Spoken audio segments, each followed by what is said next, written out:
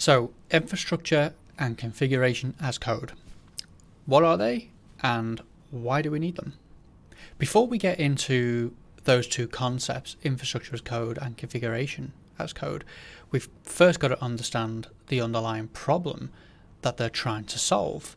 And so I'd like to use this image as an illustration of that.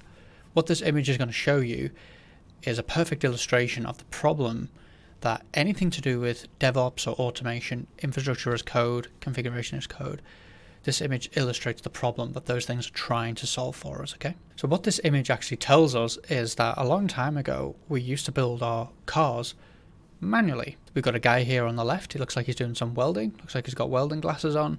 Looks like he's holding a welder. He's probably doing some spot welding on the door frame.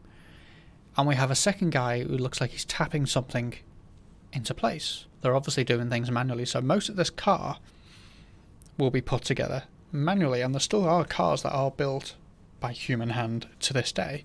Very premium cars. The problem with this approach is it's extremely error prone. It's very time consuming, requires a lot of people, and is therefore very expensive. And it's very variable as well in the level of quality that you get from the end product. That is to say that the guy behind these two here, just on his own, crouched down there behind that car, there you can see him, you can see the back of his head.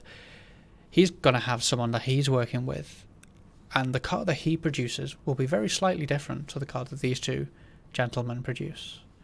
So you're going to get very variable results from a manual process like this, and that's definitely not a good thing. You want your results to be consistent and with as little deviation as possible, but with manual processes like this, you simply don't get that.